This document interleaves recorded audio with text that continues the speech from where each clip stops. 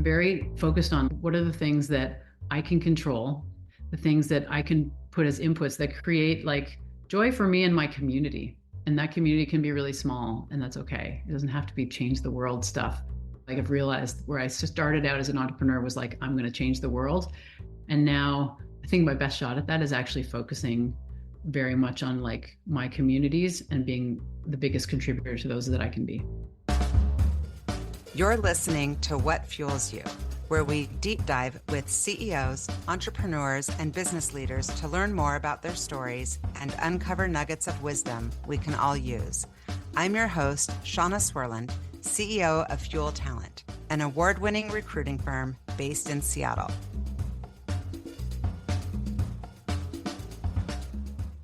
Today's guest on the What Fuels You podcast is Kristen Hamilton. Kristen is a three-time technology entrepreneur and CEO with multiple exits, a board director of late-stage startups, and a professional CEO advisor. She is a general partner at Enjoy the Work, where she teaches founders to become great CEOs. Kristen has served as a board director at several growth stage companies, as well as chair of the Board of Directors Cup Invitational Ski Classic. She co-founded predictive hiring software leader Koru, and was CEO until it was acquired by UK-based Capfinity in 2019. She previously co-founded e-commerce pioneer Onvia and took it public on the NASDAQ. She grew up near Montreal and currently splits her time between Seattle and Whistler. Kristen is a mom to two university-aged daughters and a golden retriever and has deep passions for skiing, biking, rowing, and spending time outdoors in the mountains. Welcome, good to see you. Good to see you always, Shauna. I miss you, and it feels like I just saw you, and I'm realizing from our like little chat before we started recording that it's been too long. So I need to see you, and but I'm going to hit you and warm you up with a little rapid fire. Are you ready? I'm ready, hon. These are questions I'm like, these are specific to you because I'm so curious. Are you an introvert or an extrovert? Oh, that question. I did score on the line, just barely introvert the first time I did MBTI. And then I realized that I forced myself into extroversion and thought, yeah, I'm a real extrovert. But I actually, now that I'm more comfortable in my own skin, I do like to recharge solo. Yeah. So I don't know if that answers the question. I mean, everybody. Well, it does. It does. I But you say know, I'm an when we first extrovert, I'm an met, introvert. People are like, there's no possible way you're an introvert. But I was a shy kid too. I was like a really shy child. yeah, I'm always curious about it when I meet people that like I get a lot of energy from. You're one of them. Like when you and I see each other, it's like the fires are lit up and and I'm a total extrovert. But then I realize there's a lot of people who are just like, well, I had to train myself but I recharged by myself. And I'm starting to do that more as I get older. I'm with you, like as I get more comfortable. What about morning or night? Are you more of a night owl, morning person? I'm a really a morning person because I love the outdoors and it's quiet when you go outside in the morning. It's when like all the animals are there. It's just you and the animals. I love the morning and I'm really productive in the morning too. I do have a dip in the day and then I can like be a win the party person too. Unfortunately, Yeah. I think sometimes that's not a great thing to always be winning the party. I'm starting to teach myself to. I've never heard that term. I love that. I like to win the party. You and I Yes, we together do. win the party. Yes, Yeah, we we do. are party winners. And really true. It turns out that winning the party also sometimes turns into losing the morning. Yes. Yeah, you win the night and lose the morning. I love that. Okay, if you could have dinner with someone dead or alive, this is such a basic question, but I am curious on your answer. Like, who would it be? Doesn't have to be famous, could just be anybody. Yeah, for sure. I used to sort of think it was famous people, but for me now I realize it's my ancestor.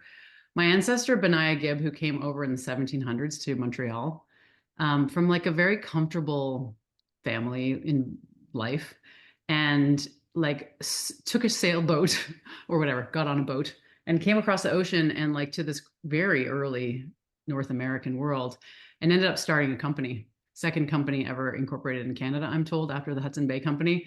And I'm really intrigued. I would love to just ask him what he was thinking. And he's the OG entrepreneur in our family.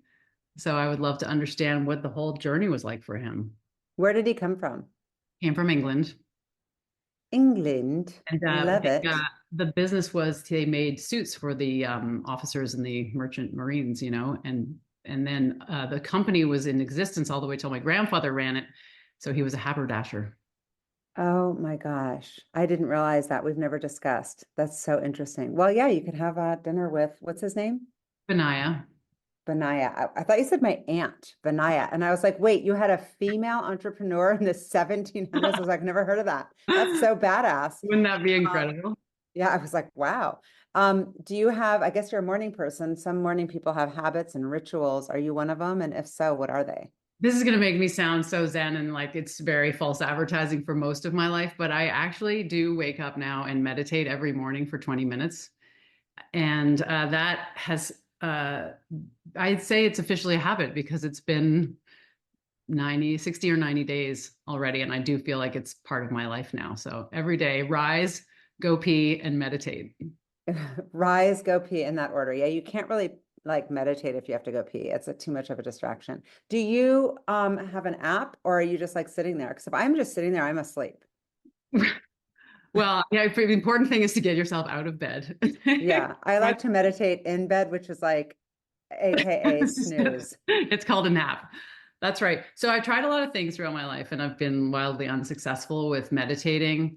I ended up taking a class from a person who is trained in meditation and became a teacher himself. He happens to be one of the partners in the firm that I am now a partner in. And he gave me a 3-day class, and it was very different than anything I've ever done.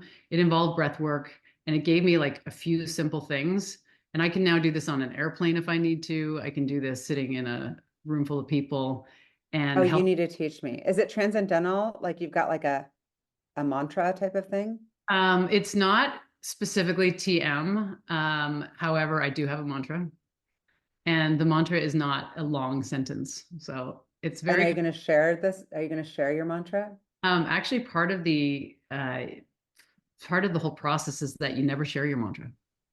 Oh, It's very okay. Will personal, you teach me how to, or can I and it learn? never gets spoken out loud. So it's being said by myself to myself, and that action is not just it's not a word. It's actually a feeling that it brings me, which brings me back into my meditation. That is amazing. Wait, do you feel different 60, 90 days in? I feel really different. I feel really different. It also coincided with this very big mountain bike accident I recently had, and so I think I think my ability to continue to meditate daily and get into the practice had to do with the accident, but I think that the meditation is a big part of why I feel different.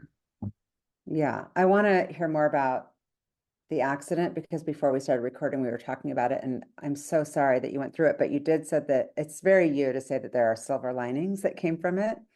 I want to get into them, but I'm going to get distracted. And so I'm putting a pin in that. And I want to finish these rapid fires. So, are there attributes, three, that you most look for in a friendship or in a friend?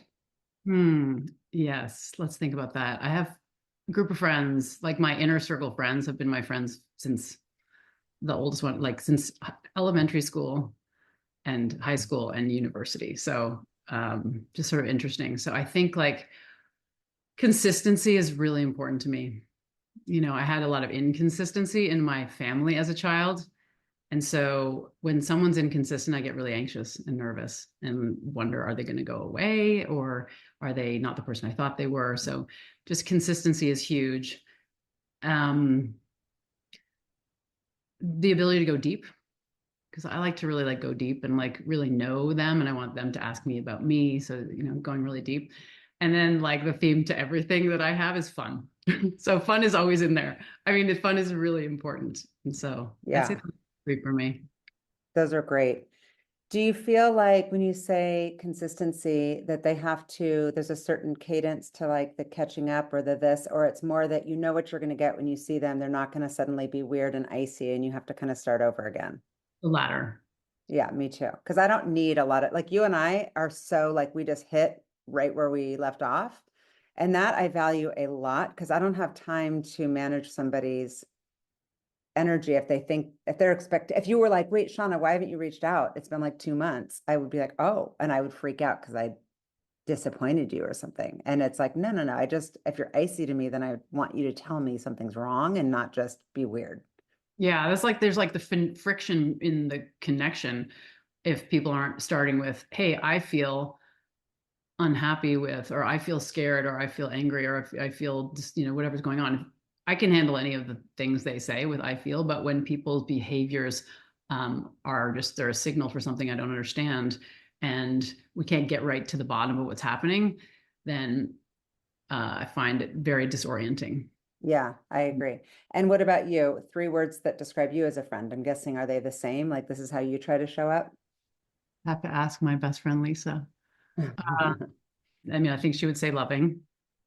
I think she would say authentic. And I think she would say badass. Because you are all those And I things mean, I don't know if that's a friendship attribute, but like I do tend to like encourage my friends to to push reach themselves. their comfort zone, at the edge of their comfort. Yeah, Mhm. yeah. I can totally see that. And if there was something written about your life, a book, what would it be called? Oh my God. So many good questions. That's a tough one. It's Uh, so tough. And as I wrote it, I was like, oh God, what if somebody asked me this question for myself? It's a tough one. It is um, a tough one. I, about me, gosh, it seems like so like obnoxious to think about someone writing a book about me, actually. Um, I'm gonna have to take an audible on that one. I can't Yeah. really I what. think for some reason the word that comes to my mind when I think of you is like elevate, like bar raise, like something is like, I don't know what the story would be. And we're going to get into your childhood. So maybe it's like, from here to there, like something is like changed because I met you as an adult. Hmm. Um, I would love if someone would say that. Like I was really humbled when and honored when one of my partners in the firm, who everyone I work with is so incredible, my partners, and this person was a bar raiser at Amazon, and he was also the 30th engineer ever hired at Amazon, and he's gone on to be CTO of all these places. After our first like offsite together, he's like, "Cheers to new partner Kristen," and she's like, "Raised the bar. She's a bar raiser," and I just yeah, I was. think of you. I think of you like that. Like I think when I'm around you, I want to like be better, do better, think differently. Like, and I feel like you're always in a growth mindset. And I don't see that changing when we're sitting around when we're 80. I just think that's just your DNA. And I'm guessing that's how you got where you are. But tell us where you were, like I also want growing to up talk near about the Montreal. Yeah. dark side of that is that I can also never be satisfied. So Oh, like yeah. depending on someone Yes. who how someone's looking at, am I never satisfied, or is it never enough? So I think Yeah. that that's like a I was just driving and listening to the podcast that came out today. I think it came out today. It was the Mel Robbins podcast with that woman who teaches the class on happiness at Yale. yeah. And she talks about how people are defining, I'm only halfway through, so I don't have the answers, obviously, but they talk about happiness, that people are like looking for the wrong thing, and we haven't gotten to what it is. But she said there's 2 ways of looking at happiness. One is, are you happy in your life? Or are you happy like with your life? So Mm, like you could say, I'm happy with my life. Look at me. I've got 2 beautiful children. I'm, thank God, healthy mm, and my life is good, but I'm for some reason not happy in it. And so there is this dissatisfaction, and how much of that is normal.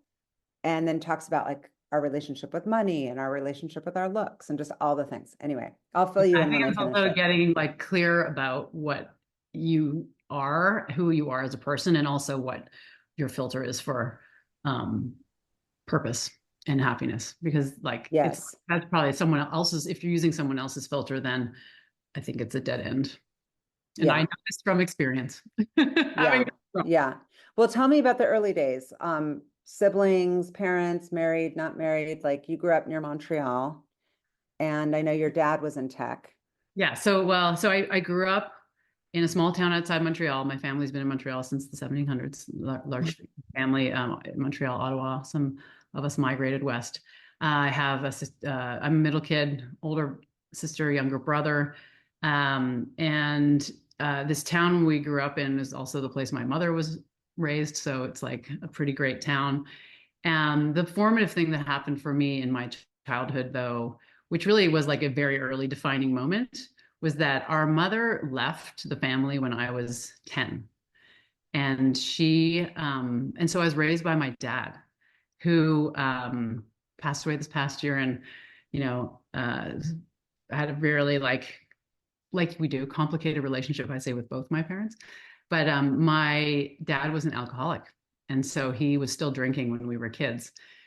And so this was also the age when like nobody talked about what was happening in their family, and we were never brought to therapists as kids or anything like that. So it was like this incredible, fun, great town to grow up in, and safety of that community was incredible. However, I'd never felt comfortable in my own home, to be honest, when I was a kid, and had like trauma for sure as a child, and didn't know the word or what it meant, and didn't have really any resources for it. So that was left. We were left, our three of us, to figure that out on our own. And so I think that carried forward for me in like so many ways, and we can talk about it, but like in some ways really positive, right? Obviously, I'm more recently been delving into the healing around the maybe less positive things about the trauma that I experienced as a kid.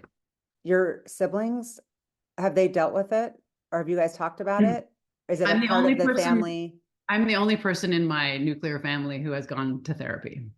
Yeah. And I just became so uncomfortable at some point in my 20s, where I was just realizing that I was lucky to have these really cool friends and happy people around me. And I thought, I want to be like that. And I don't feel that way Yeah. inside. And so Yeah. it helped. Well, who was like measuring you by your achievements? Because you've kind of, from what I've known of you and even just researching for the podcast, you're an achiever, like through sports, through school. Like, were you doing that because that was like, maybe then I'll be happy? Or was somebody giving you like attaboys or attagirls? It's so interesting you asked that question, because that was my drug. Achievement was my drug. I always think like when your life is spiraling, like sometimes when people get divorced, they're in the spiral, and everyone has to reach for a lifeboat. It's like human nature. And I think I reached, there are healthy and unhealthy lifeboats, like playing tennis. Achievements, those are actually pretty healthy lifeboat boats, as opposed to like, drugs or, unhealthy relationships. But Yeah. I reached for achievement as a way to feel safe, and as a way to feel approved of, I guess. I didn't particularly get a lot of like verbal Like approval from feedback. Yeah. my dad. It's just, it wasn't his thing. Um, However, I did from the external world. And so, Yeah. yes. And I think it was a way for me to feel like I was okay. And I certainly, it was defining for me though. So it was great because I pursued my goals. I achieved my goals. I I also though realized, like, our mutual friend Jane Park, founder of Julep and Toki and such, she's incredible. And she came and spoke to our customers at Koru once, and she said, life begins at the edge of your comfort zone. And it takes people to push themselves there. And I think I realized that I've been living my whole life at the edge of my comfort zone. And I've been like willing to take risks and push myself out of my comfort zone. And only recently am I realizing, actually, it's time for me to live within my comfort zone. So that achievement, That I think, makes sense. yeah, just finally, That I makes had sense. to be right with me, before being able to be, um, maybe like in my comfort zone. And then I think I have a way more to contribute to the world. And all Yeah. of this like really tracks to me as a leader too. Like I think being pushed the way I got pushed with failure. Like, sure, I achieved a lot of things, but man, I started three companies, and like there's a lot of failure in that story too that we don't talk about often. About, the press release is very different than the reality of what's happening. And it really forced me to kind of like I was like backed up into a corner, and had to realize, okay, that I just like pushing harder for achievement is not the recipe here. I need to Right. be different. Yeah. Right. And did you have mentors? I know that you were horseback riding back then, and I'm guessing skiing and all the things. Were Yeah. those some of the coaches, mentors, or were you literally just figuring it out on your own? Yeah, no, I had a really important mentor early. So I rode my bike to the horse barn. And one day, that in my town, or one of the horse barns in my town, it's a very horse area. And sort of just got hooked on working at the barn. And I didn't, sometimes I say I was a rider, and people think of that as like a fancy entitled thing. I had to work in order to earn to be able to ride horses. And I didn't get my own horse for a very long time. I had to ride other people's horses. So I had to get good enough that I would be able to ride and show their horses. I learned a ton about work ethic, but I also had a riding coach who was the perfect person. Her name was Judy Curtin. She made me feel safe and also just was like, I kind of was her favorite, but it's also because I worked the hardest. And Yeah. and so like she took me under her wing. And the other thing is she didn't make me talk about what was going on. She just sort of knew to be with me. And she led by example and I followed her example. So I was very lucky in that regard. And I've had some really good other like non-official mentors like that ended Yeah. up really important. Yeah. And where are these people that you talk about that are your dear friends that you kind of grew up with? Would they say they're surprised by where you've landed, or are they like, oh no, that was always Kristen, like fifth grade friends, seventh grade friends? Yeah, I think they say that that's my friend Kristen. We always know Yeah. she's gonna go for it and be out there and push the limit, and maybe make some spontaneous decisions sometimes. But really, I don't think they'd be surprised. And one of them like has never left the town that we grew up in, and that gives me great comfort. And she's incredible in her own way. She does so many amazing things, but she's like this rock for me, which I really Yeah. appreciate. Heidi. Yeah. And so when you were looking at colleges, what was on the docket? Like obviously we've got kids in college now and very different process than what we went through. Yeah. Um, how did you choose what to study, where to study? Tell me about that. Yeah, well, it's just really different in Canada, the whole application process. First of all, like it's just very different. Basically, like there's a certain number of colleges, you apply to a few, and then you choose one. It just really is more low key. They're larger and there are fewer of them. But importantly, I took a year off. So I sort of have realized that as I look back on my life, I have made a habit of zagging when other people zig, if that makes sense. And Mm-hmm. so when everyone else was going to university, I took a year off and went to Europe in the Middle East and spent a year working and learning and traveling and being very much in the adult world. And I encountered and did things that like changed me forever. As that was another big decision that had a long trajectory for me. And so when I came back, I had already applied and gotten into university and deferred my acceptance, but I never visited the school or anything like that. I just kind of showed up. I went to the University of Western Ontario. It's a good school. And then after second year, I applied into this very challenging to get into business program, which was like it is like top tier, and so that was really great. I can't say I was like wildly intentional about university. I just wanted to get out and see the world and then like Yeah. check the box of getting into a decent school and I'll deal with that later. How did you know what you were doing when you went to travel? Like Middle East and Europe, like how did you afford it? You said you were working. What did you do? Well, my stepfather was running a company that had a headquarters in Germany.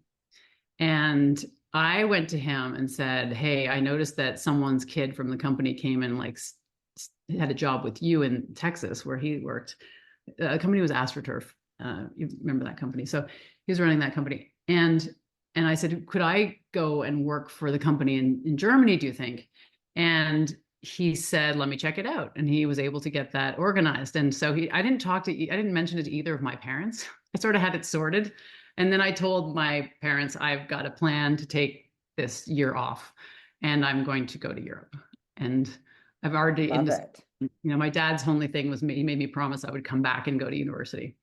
Yeah, that's a good thing that he did that. Cause I mean, yeah, I just like, this is amazing. I'm traveling. So I'm guessing from that story that you reconnected with your mom after she left. So you have a Oh yeah. relationship with So her. we've had a relationship and I learned a lot about forgiveness and Yeah.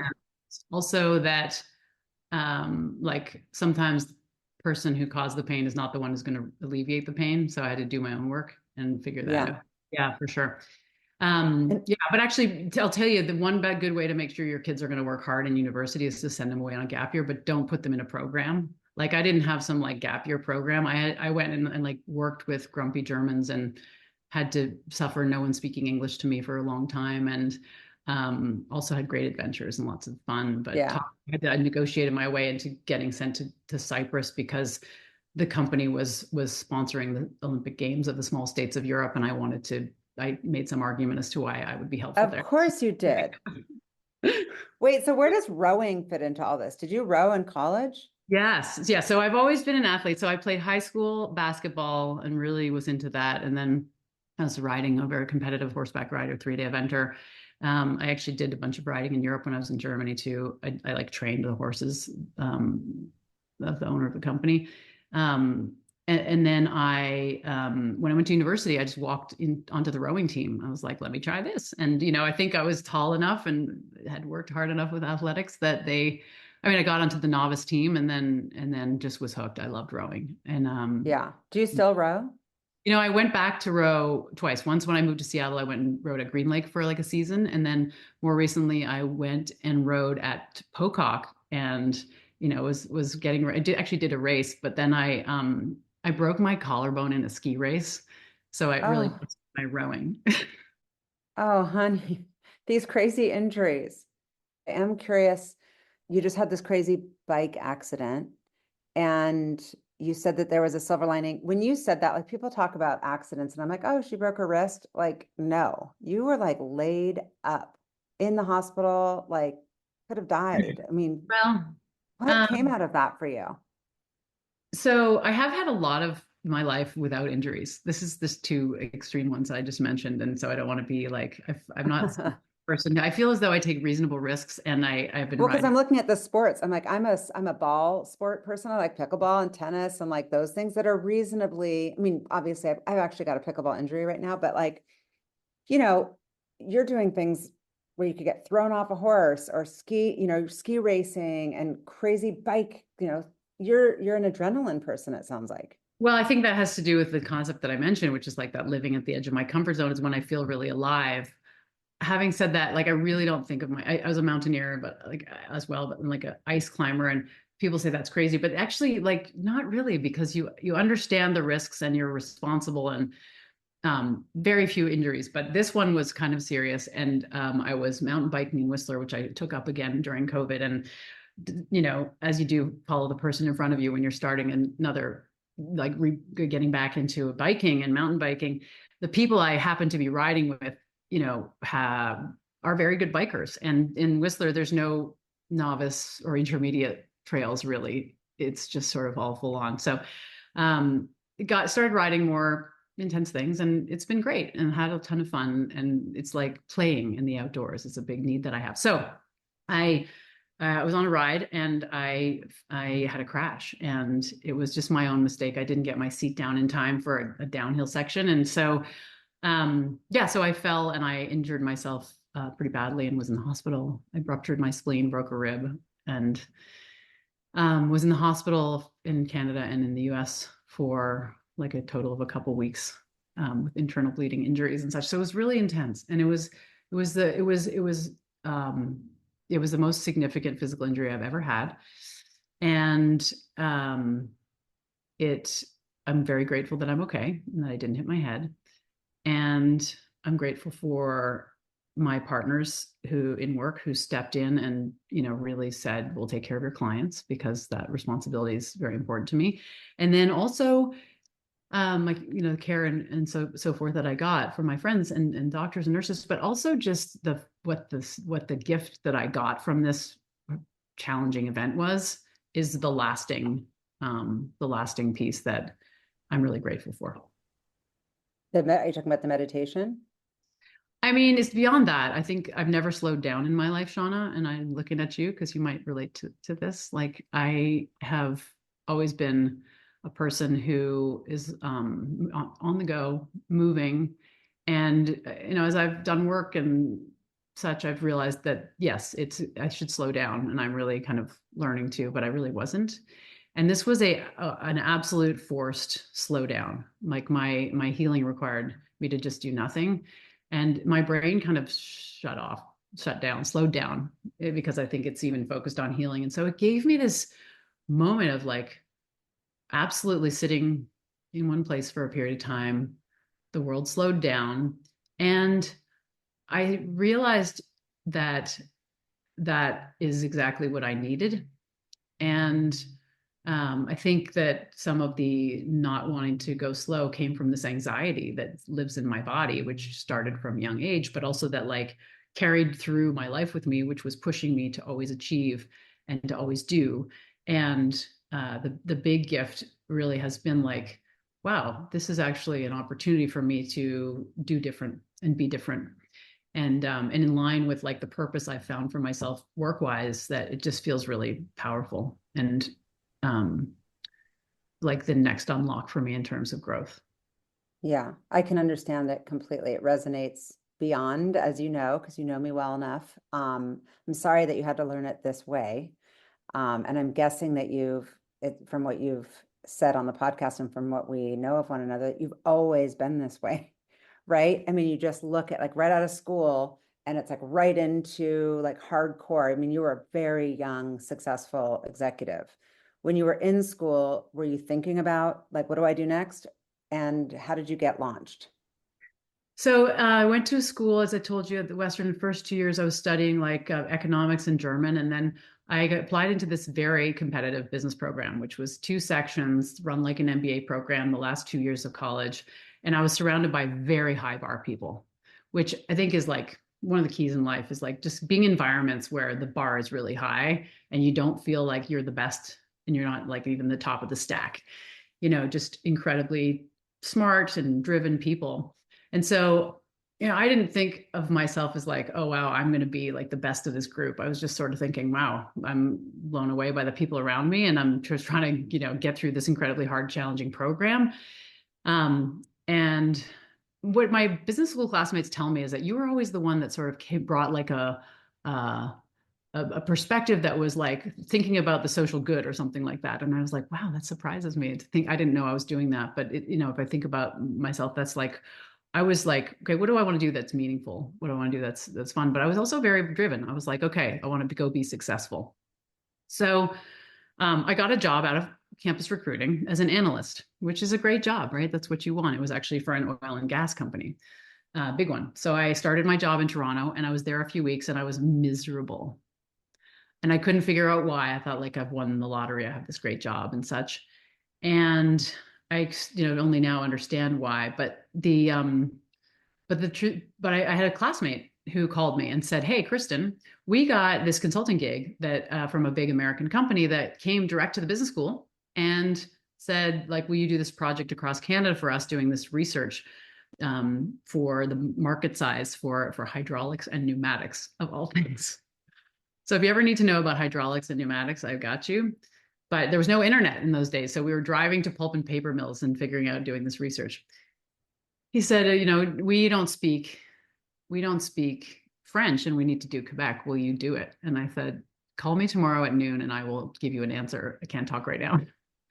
And so he did. He called me the next day at noon and I said, yes, I'm going to quit this job, which is like this prize job, and go and do this random research project in the field, which happened to be driving like through the really beautiful northern parts of Quebec, or not northern, but like north of Montreal and Quebec City.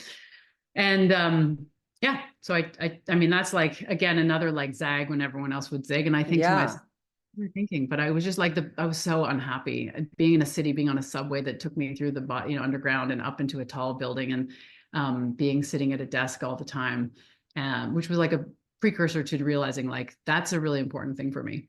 That is Yeah. my 3 tenets in life is freedom of movement. And what that really means to me is I need to be able to get outdoors, you know? And so, yeah, so that was the What are start the to my other career. two? You told them to me once. Freedom of movement, and what are the other two? So this is like jumping all the way to the end of like my last Yeah. job, thinking like I need a framework for what I want to do next, and very I recently. remember where I was standing when you told me because I was like, oh, I got to write this down. It was so good. It was like purpose was part of it, So right? long story short, I came to, so maybe I'll tell sort of like the very quick version of my career, which I tell in short form, which is that I've done 3 startups and I've done like maybe 3 major like operating executive roles. The 3 startups, on Via went public after us running it 3 years, 3 or 4 years.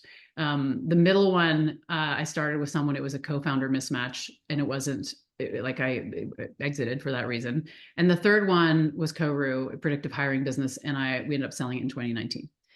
Then I was an operating executive at Microsoft, at World Learning, and Guild. And after all that, I basically I did a bunch of soul searching because of some of the pain of like the last startup and being the entrepreneurial journey and such, and also just like wanting to be clear about what do I want to do next that's really meaningful. And the sort of things that I did during that period of time led me to this framework, which was my filter for like what I'm going to say yes to. And they are three things. One is connection. So that is emotional and intellectual connection with human beings. That really, I mean, this is answering your what fuels me question, I think, as well, is like that is big for me. Like I feel as though that brings me energy, and also I'm at my best self when I can have those things. The second is impact. And I want to have an impact on the world that's positive in things that I care about, making the world around me a little better place and into people and outcomes. And the third is freedom of movement, because it's hard for me to sit in an office, even though I've spent most of my career sitting in a chair. But I Yeah, sure but you really want to do could. it by choice, not because somebody's like, why weren't you at your desk at 8:30 when you were supposed to be? Like, yeah, you need to have that flexibility and freedom and be able to move your body and be connected with nature. That totally makes sense. Yeah. I like that. I love that. This is the part, the nugget that like I want the kids to listen to. I mean, there's so much to learn, but this is like, there's so much pressure on people. And as a recruiter, I'm constantly giving people, work and life advice. And just even having a framework is 10 steps ahead of most people. Mm. That's awesome. And I think we can, some of your work, I do want to get into Onvia and Koru. Those are the ones that I think of when I think of you. And you just kind of summed it up broadly, but like, I've never even talked to you about Onvia. Like, how did you come up with the idea, the name, the whole early days Yeah. of that? And, you talked earlier about wanting to be successful. What does that mean? And Yeah. did you feel successful with Onvia? So, long story short, I ended up out west after that first, consulting project. I came to Oregon and Washington and did the same thing with the hydraulics and the pneumatics. And I like to say that I like smuggled across the northern border, although it's not really funny anymore.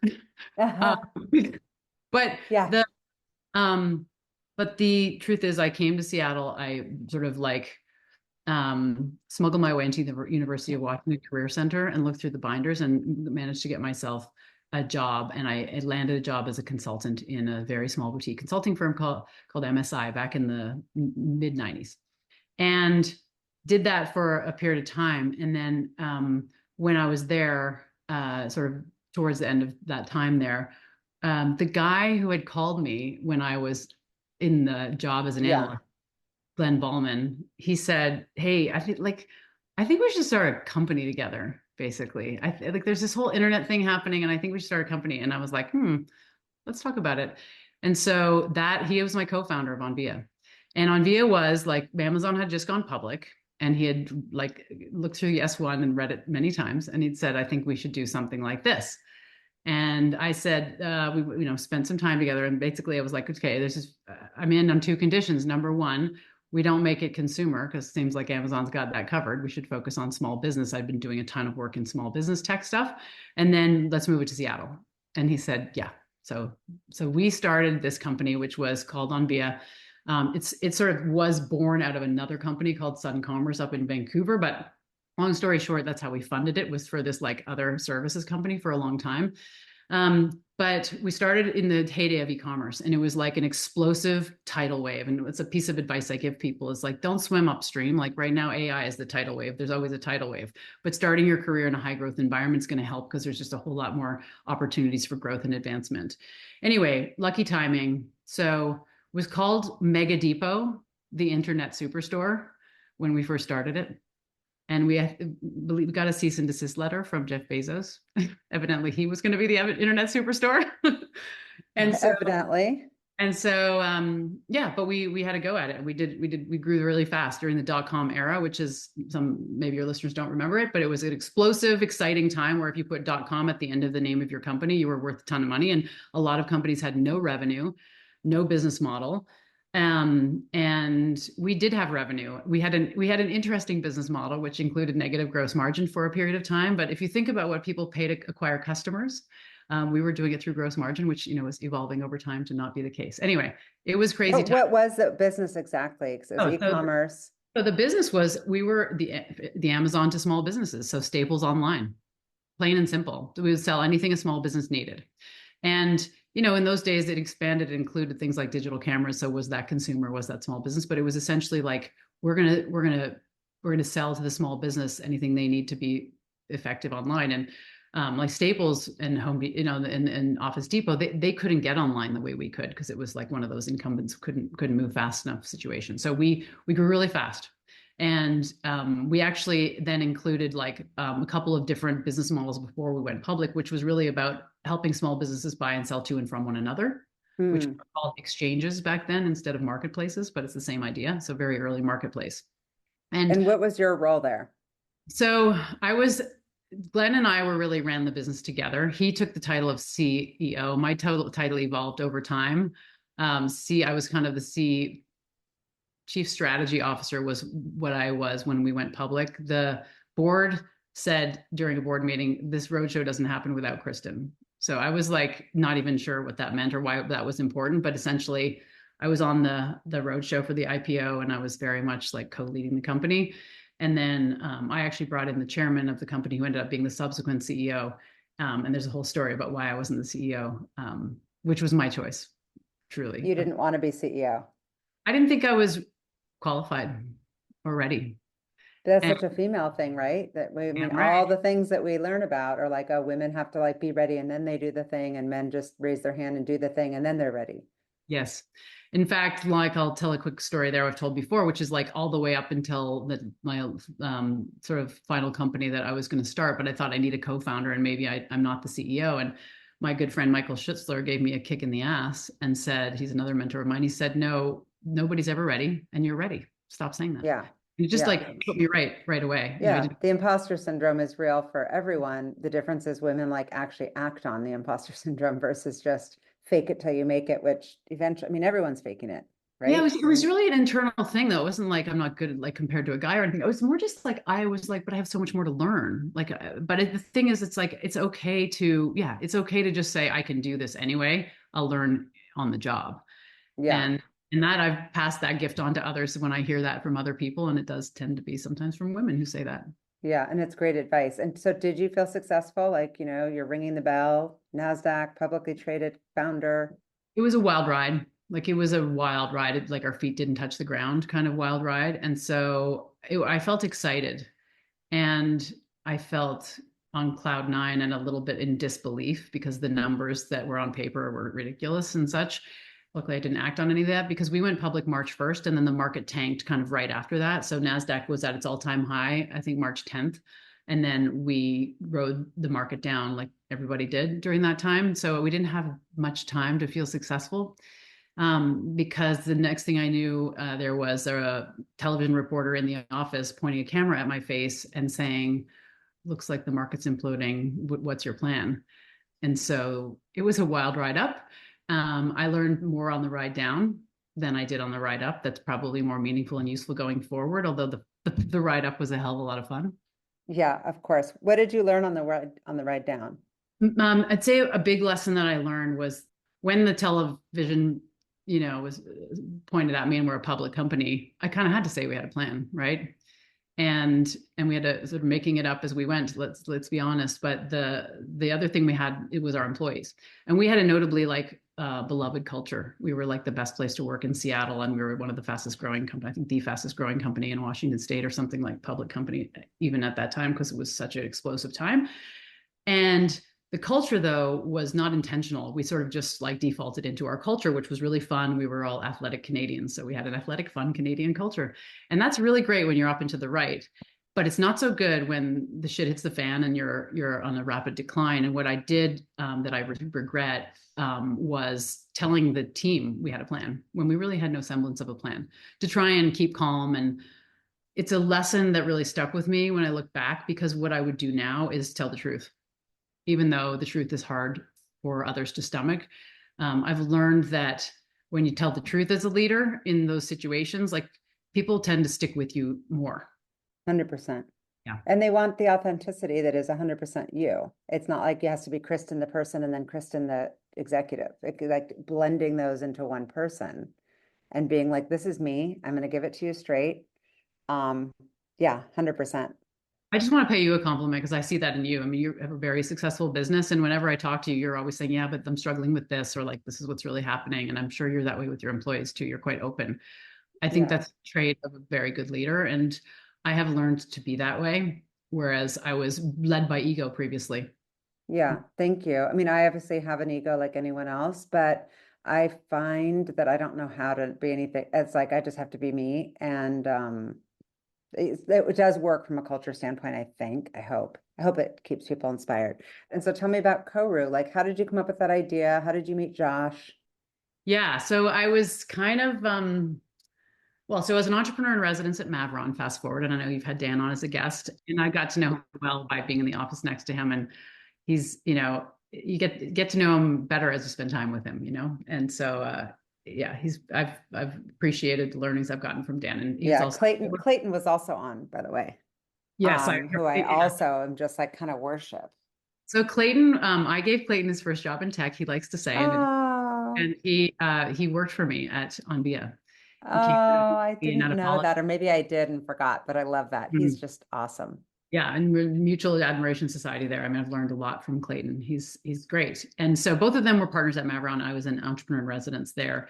And so Koru was born out of a problem that I kind of really got intimate with while I was an entrepreneur in residence at Mavron. And I had been working in education technology for a period of time, both like as a chief operating officer of World Learning, which was operated in 66 countries and did international education and international development at Microsoft, where I worked on helping educators use technology to drive better student learning outcomes. And so I was very interested in education technology.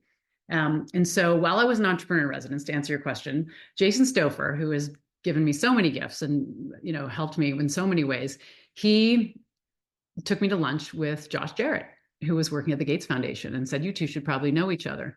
And we had a great lunch, and that's how we originally met. And long story short, through a process that Clayton helped me with, actually, to kind of bring a bunch of smart people together to work on the idea for a weekend, he emerged as the clear person I wanted as my co-founder.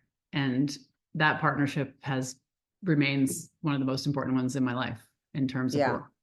Yeah, you could feel that energy when you guys were together. It just seemed very, there seemed like there was a lot of synergy there. So what was the idea and the business model? So the problem space, when people start companies and they start telling me about their solution or their product, I always just say like, okay, can you just back up a second and tell me what problem you're trying to solve and for whom?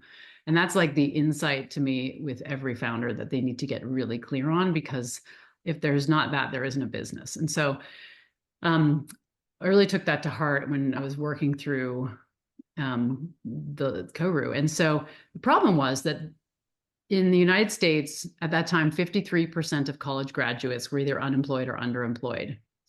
And they'd spend a lot of money on university and had debt, and they had no job prospects. They were bartenders and baristas.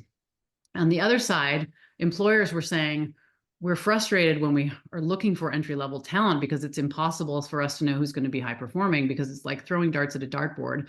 And we also have to invest kind of their first year of training them. And sometimes they leave after that. And so there's this two-sided big problem with big dollars. And I started asking people about it, and again, got introduced to all sorts of great people. I think I actually got to Adam Grant through Jason Stouffer. I talked to like a ton of really smart people in the space and just got really sunk into that problem and pain. And then I started interviewing students who were recent college graduates and understanding their experience, and really, like, the more emotion you hear from someone when they're describing their problem, the more you know that there's potentially like a painkiller to be presented, which is what you want your business to be, right? You don't want it to be a vitamin, because that's like neither here nor there, first thing to get cut, like a painkiller. And so there was intense pain. There was intense pain on both sides of that problem. And Josh and I really, we've sort of followed the Steve Blank playbook in terms of like customer discovery, customer development instead of product development. Like, we didn't say, let's go away and lab and make a thing and then try and see if people want it. We said, let's bring some recent college grads together and convince a company to let us run an experiment and see what happens. And that was how the company got started. And so the business model, were the students paying and the business, or just the business? Both were paying. Yeah. Both are paying. Decided And so, marketplace yeah, and two-sided marketplace. Interesting. What would you do differently with that business if you had to do it over again? so many things. So lots of learning. So first of all, it was an in-person program, and we ended up in, I think, 6 or 7 cities doing this program. So we had 56 college partnerships, and we had, I don't know, probably 30 or so employers that were big employers that included everything from like Amazon was a participant in our programs, Zulily, Boston Consulting Group, like large law firms and such. So we had these customers, and um, we would have um, we would have them do this in-person program, which was working pretty well. But we felt like, well, we need tech, so we needed to like move to tech. And so I think we like one of the things we would have done differently is maybe just I think like sometimes I think if we'd stayed in the in-person program and gotten to we were doing soft skills more than hard skills, and hard skills was flavor of the day. And so we realized the importance of like actually helping people to, you know, solve problems and such. But we I think we could have probably stayed in the in-person program a little bit longer. That's one thing I wonder about. The other thing is having the head of HR as a buyer is really challenging. They're really nice Mm-hmm. people, say yes and listen and talk a lot. And so that was really challenging. Um, and then the other thing, I think the big insight, because we evolved the business to be a predictive hiring business using AI before it was like Gen AI, but it was really using machine learning to understand like if you're like Citibank, what does a high performer look like for you versus a low performer, which is different, by the way, than other banks, we learned. And it was based on assessing these competencies, which we developed called the Koru 7. We developed an assessment of things like grit, rigor, impact, teamwork, curiosity, sense of ownership, presence. Those things matter tremendously in the business world, as we know, but there's no way to get that signal from people. So we created a signal to know, like, here's actually all those things you say and you know you want. We can actually measure those things and figure out in what measure they were important in your company.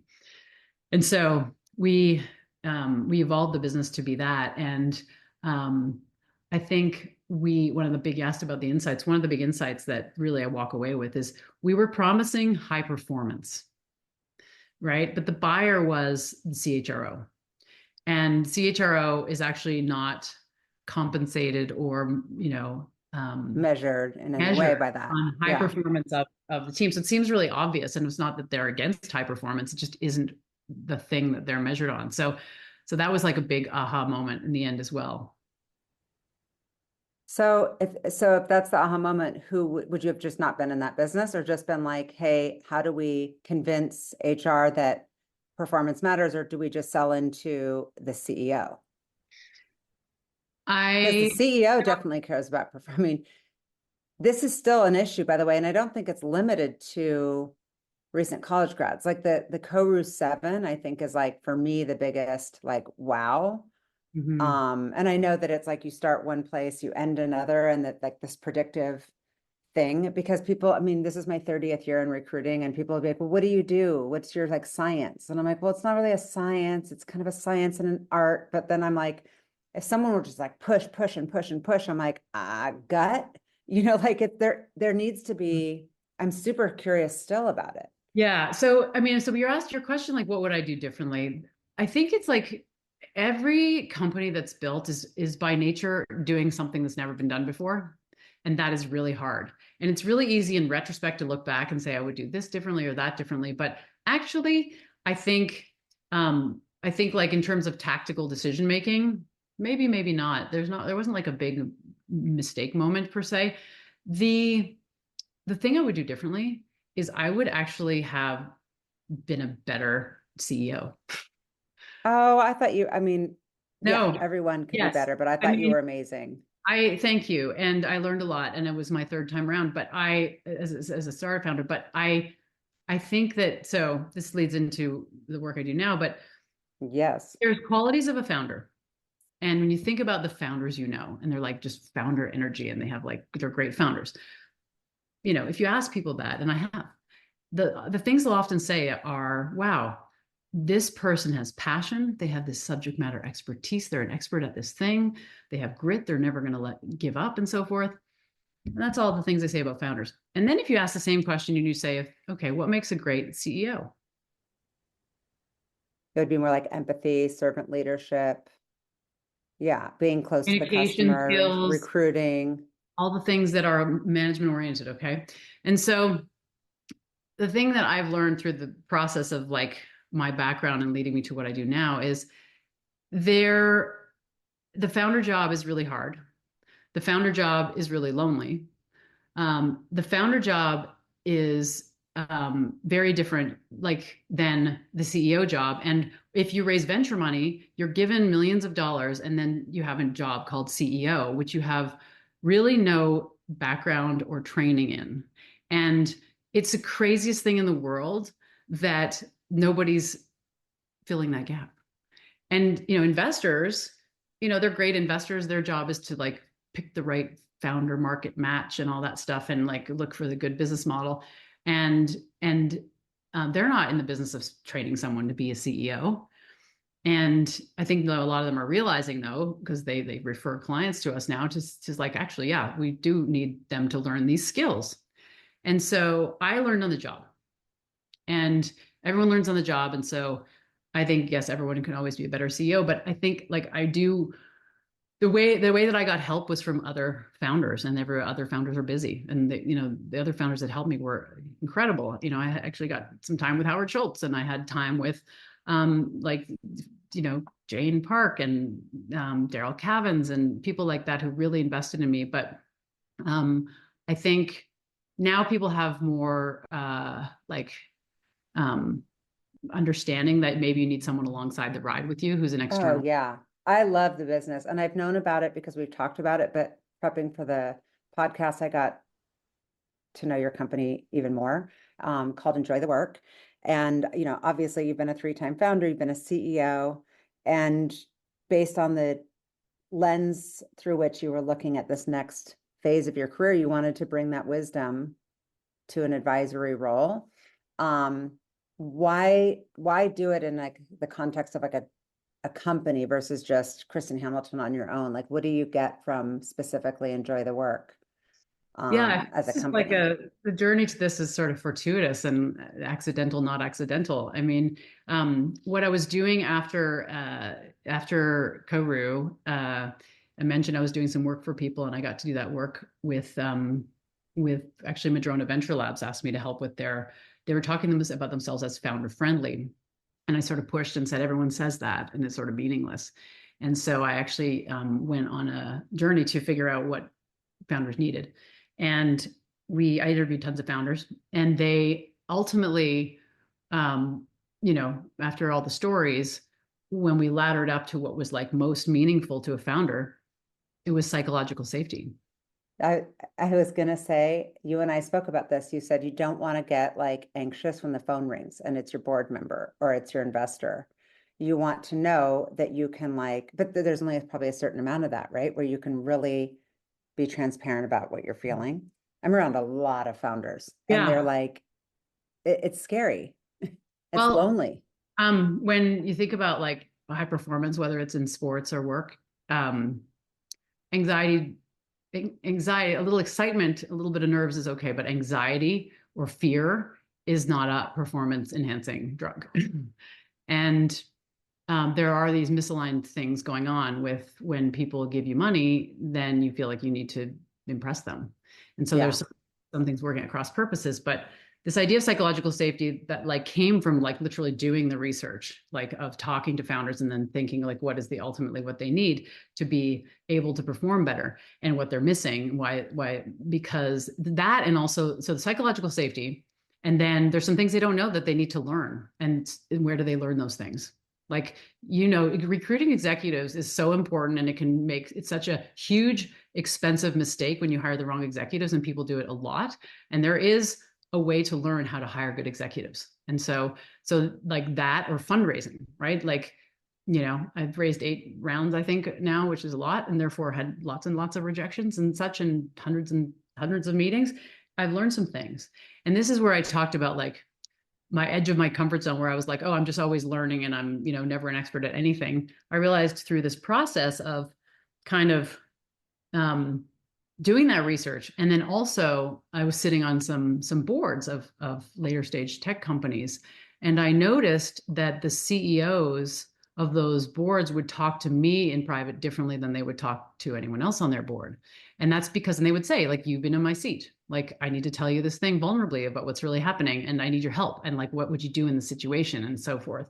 And so I think I really finally realized, okay, wait a minute. Like, I care deeply about the entrepreneurial journey. I love it. I don't really want to start another company right now. But more importantly, I was drawn to this, um, this sort of like opportunity that I saw in creating a psychological safety, and then being able to teach the things I've learned and give back, frankly, the things I wish I had had as a CEO to have made me a better CEO. Yeah. Help me see around corners, because like you can talk to a lot of people, your spouse, your coach, your therapist, your um, friends, and even like maybe your close executives, but it's hard for any of those people to really know where you're coming from and Yeah. what position that you're in, and understand the context of what it's like to be in business. Because now that me and my partners have seen this game, this I should say, this story over and over again with our own companies and with the companies that we've supported. And so Exactly. Yeah, that totally makes sense, because you guys bring a totally different perspective where you're like, this is so safe. I'm only here to help you succeed. Do the venture funds pay for it, or do their companies pay for it? And how much do you need to make sure that the CEOs actually bought in and yeah, so coachable? the most important thing is alignment and trust. So alignment meaning like our business model is aligned behind the CEO.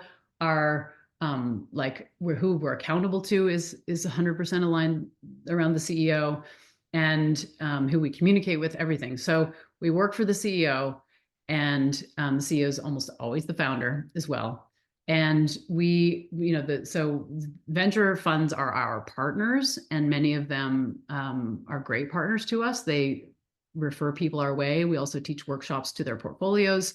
And they're increasingly like very supportive of the work that we do, because they see a change in their CEOs.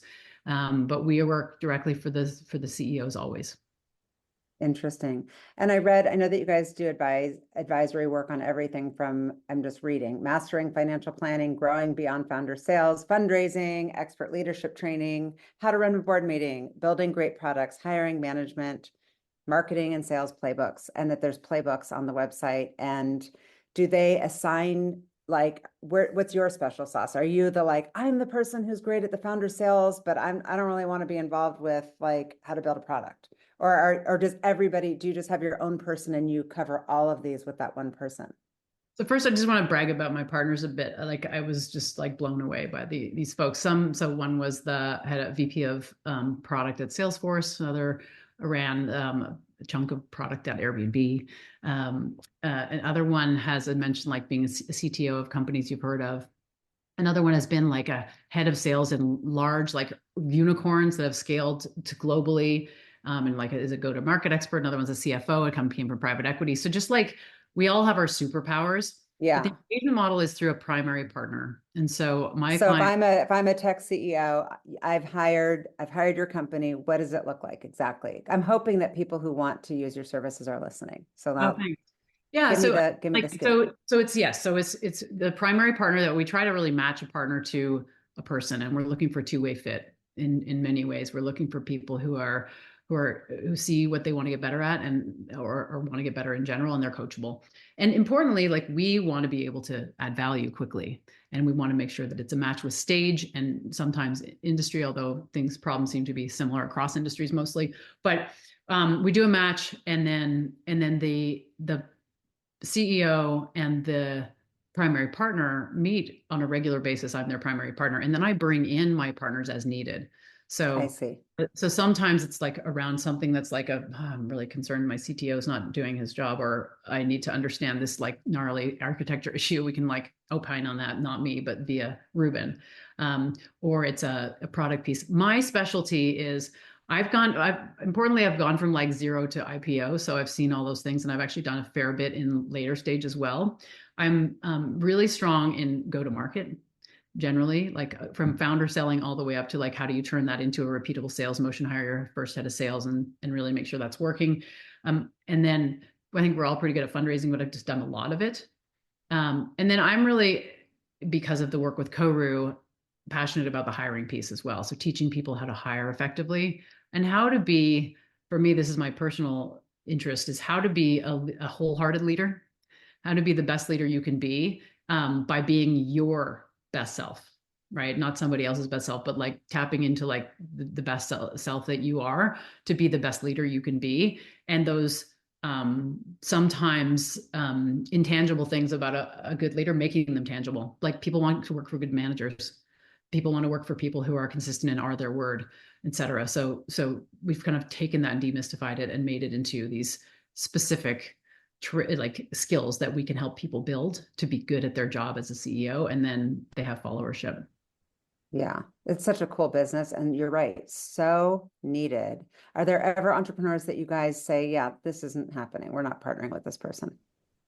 Yeah, it does. I mean, sometimes we'll say like, I think you've got some other work to do before you're ready for us, Yeah, and so forth. Yeah, absolutely. yeah, We that does happen, and we try to be pretty upfront about it. interesting. And so what does the North Star look like for you as you think about these next like 5, 10 years in your personal journey? Hmm. So my kids are in university, and I want to continue to be the best possible mom I can be to them, two girls that I have, and that doesn't end. As I've seen when people come out of college, they need a lot of help. So that's a big one for me. Is like, okay, so they've launched themselves, really, frankly, but I've helped them into university, and now how do I help them come through that and start this major transition into career, and as they grow and being adults in the world. We transition as parents as we do as like founders. Your companies grow and you have to change your job, and then your kids grow and you have the job of parenting changes as well. So that's a huge piece for me. And then it comes down to, I think, for the rest of it is like the name of the company that we all work for is not a mistake. I have realized that through my career there have been things that make me feel anxious about my work or I don't enjoy, and um, I'm working on making that percentage as small as possible. I do. I'm grateful. I'm very fortunate. I love what I do, very passionate about what I do. Um, and I want to really enjoy it. Like my grandfather's dying words to his family were have fun. I And love that. I tried to make that part of our values when we set our values. I was like, fun. And my team was like, well, that's just kind of in the backdrop. Like that's just always there. It doesn't have to be our value. But I'm like, but I do value fun. When in doubt, like if I'm not having fun, life is so short. life is so And short. I mean, it's so short and you live it. I mean, you definitely live it. Yeah. Very, very cool to get to connect. I always learn from you, but I am going to ask you that final question of what fuels you. Yeah, I was ready for this one. With all the things that I've said, I think like if I can come up with one word, it's community. I think like especially as we lived through COVID and got some disconnection from community. For me, it's community. My community at work includes the founders I get to work with, my partners, is incredibly important to me. The community where I live and investing in that community is incredibly important to me because we can't control the outcomes in life. We can only control the inputs, and I'm very focused on like what are the things that I can control, the things that I can put as inputs that create like joy for me and my community. And that community can be really small, and that's okay. It doesn't have to be change the world stuff, because I think like I've realized where I started out as an entrepreneur was like, I'm going to change the world.